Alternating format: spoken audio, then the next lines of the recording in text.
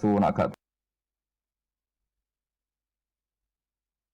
penting. Kalau orang tidak tidur itu maka dia akan lemah. Kalau orang tidak makan itu dia akan mati. Sebetulnya semua ilmunya manusia itu menganggap, karena diulang-ulang oleh satu kejadian, kalau nak gak mangan itu lesu, nak gak turu itu lemes, terus dia menganggap kalau gak tidur itu orang mati, kalau gak makan itu orang mati. Itu ilmu yang dikatakan oleh para ahli hakikat hanya menganggap itu sah, karena anggapan manusia salah itu sah, keliru ya sah, benar ya sah, tapi ya hanya anggapan. Tapi dalam ilmunya Allah Ta'ala sing abadi, kehidupan itu tidak bersyarat makhluk itu harus makan, dan Allah bisa membuktikan itu lewat Allah menciptakan apa? Malaikat.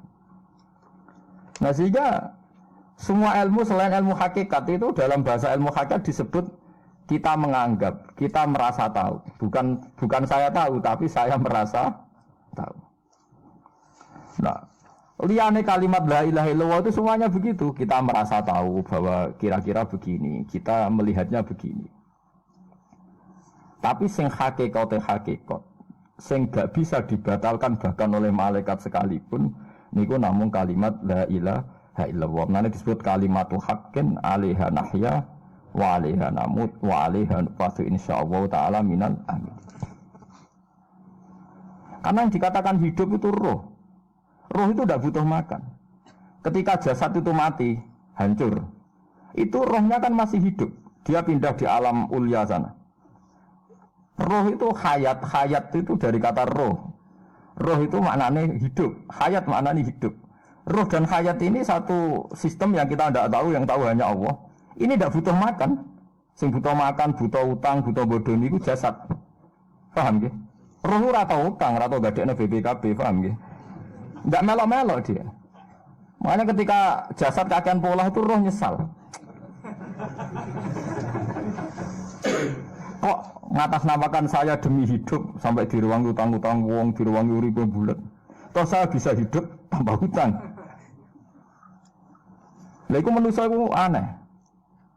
Makanya disebut alam rohaniin itu sudah.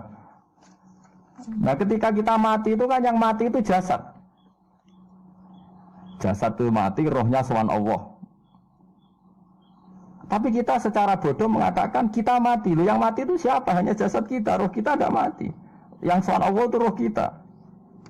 Tapi kita bilang kita mati. Ya berarti kita bilang kita mati, ya kita mati. Menurut bahasa manusia, kalau kita sudah tidak ambekan, tidak makan, tidak minum, disebut kita nopo mati. Tapi alhamdulillah kita ini mukmin, meskipun bahasakan kita mati, terus bahasano mungkin-mungkin disepunten pangeran, niki ruhe nembe sowan, mungkin diwelas. Intinya dia ini ramuni mati. Paham gak? Makanya malaikat ngurung anak pidato nih kiai sing lepas jenazah yo bingung. Perkarane dilepas niki pun mati, mboten saged napa-napa, ra iso njuk sepuro jenengan, ra iso salat, monggo kita salati. Iki sedengakno sakniki ruhe sowan pangeran mugi-mugi selamat. Jare mati, jare sowan. Sowan kan artinya mlaku-mlaku sowan kan. Nah tapi misalnya mbok bahasano nganggo ilmu sing ekstrim kados kula, nganggo ilmu kelas berat kan malah diguyung akeh. Bahwa jasad ini mati, ini tidak penting karena jasad rohnya masih hidup. Maka kita tidak perlu nyolati mayit karena tidak pernah ada mayit, karena rohnya masih hidup. Wah kan dianggap edan bareng kan. Makanya sebaiknya orang ilmu hakikat itu tidak perlu jadi kiai, soalnya kayak kula jadi ulama tapi rasa jadi nopo. Ya jadi kiai sampai anak sing ora paham detail-detailnya alam roh sampai alam nopo. Alam nopo? Jasad. Nah itu keliru itu penting karena kalau tidak keliru itu ya itu tadi. Paham sih kalau maksudnya. Nah, itu disebut.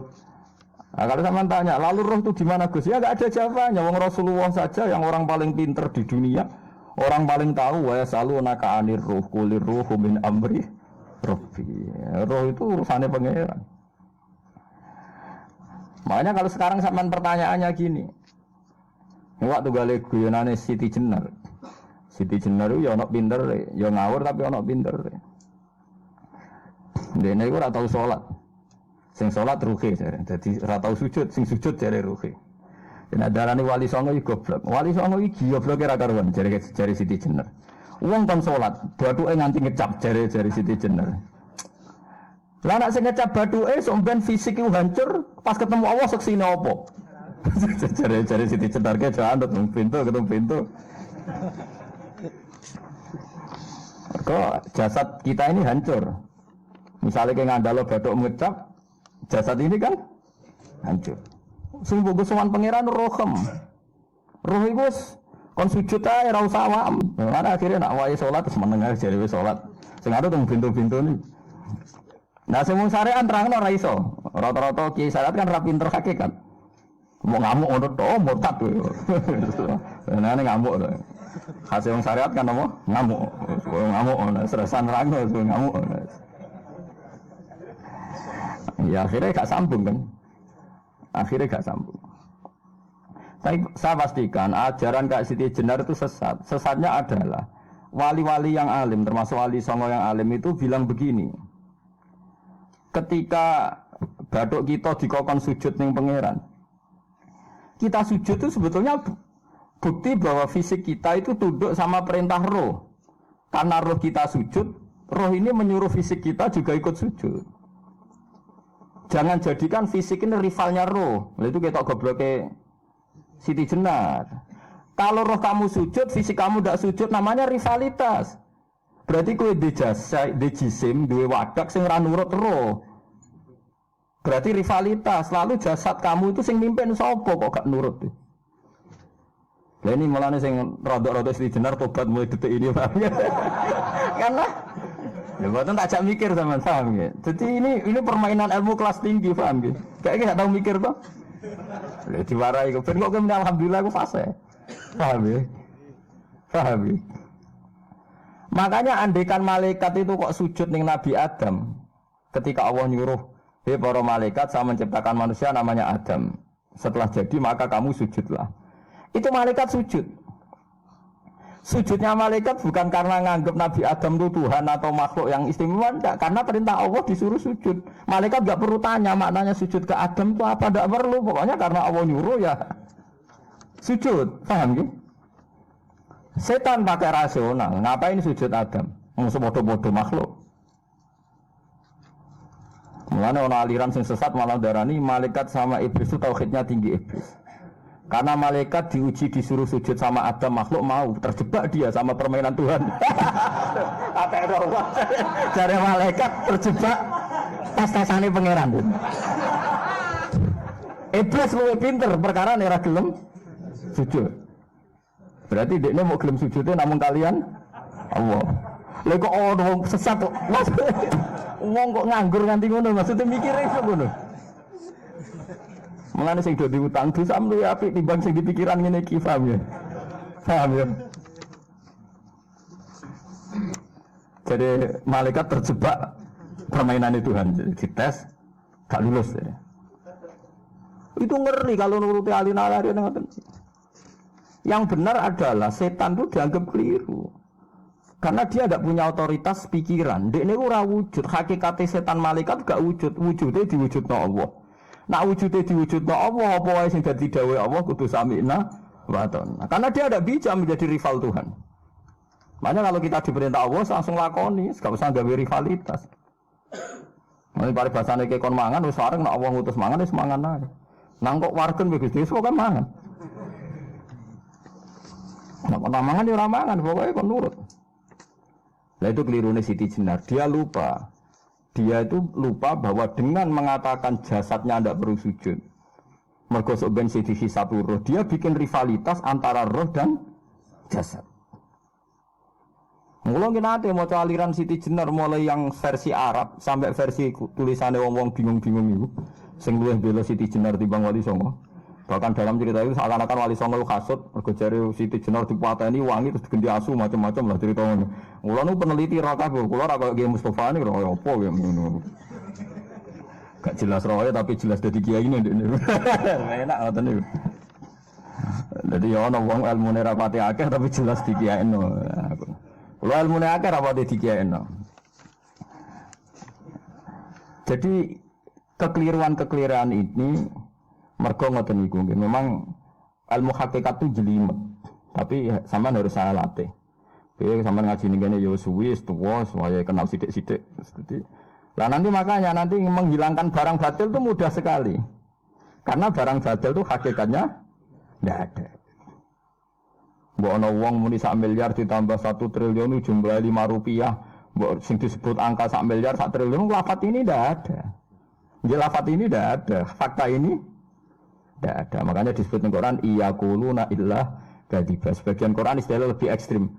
Kaburas kalimatan takhruju min afwahihim. Kalimat itu menjadi besar karena ada yang melafatkan, tapi kalimat ini tidak pernah menunjuk hakikat. Lho to, misalnya wong nyebut iki geni, wong iki HP kok diarani geni, itu pernah ada kalimatnya tapi tidak ada faktanya. Ini batu disebut itu Tuhan. Yang benar itu batu, disebut Tuhan itu kan kalimat sing ada kalimatnya tapi tidak ada faktanya.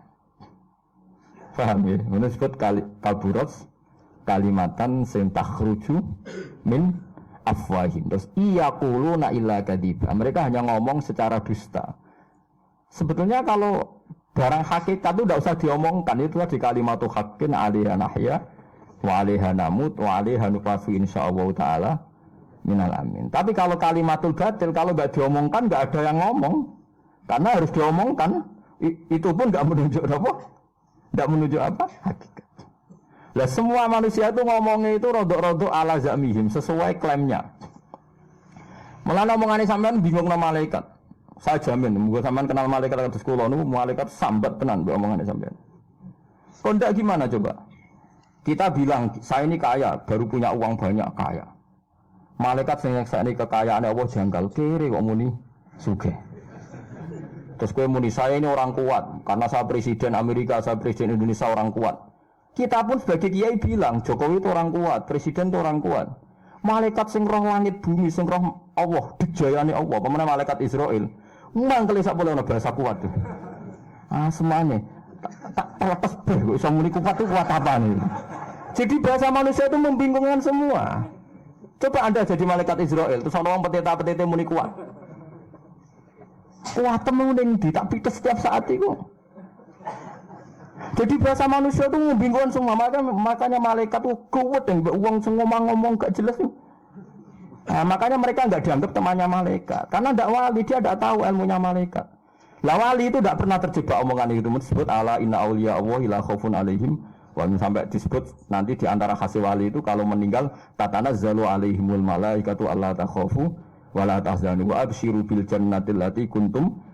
Terus malaikat-malaikat yang di langit semuanya bilang pada wali ini nahnu auliyaukum fil hayatid dunya wa fil akhirah. Saya ini mitra kamu, saya ini teman kamu baik zaman kamu di dunia maupun di akhirat. Karena bahasanya wali dengan bahasa malaikat itu sama. Enggak pernah merasa kuat, enggak pernah merasa hebat karena malaikat itu tahu yang hebat itu Allah, tahu betul dia. Apalagi temannya Israel tahu betul. Paham ya? Wali yang meniku bahasa disiga sambung. Disebut nahnu aulika agak tahu tuh paham Quran kados kula. Lah mulane ngaji. Wis kerepean lah pokoknya paham. Lah bahasa manusia enggak wali itu bingungkan malaikat karena tadi kita bilang presiden itu orang kuat. Ini orang kuat. Padahal malaikat yang bagian mitosnya Allah ini janggal, kuatnya nang ndi.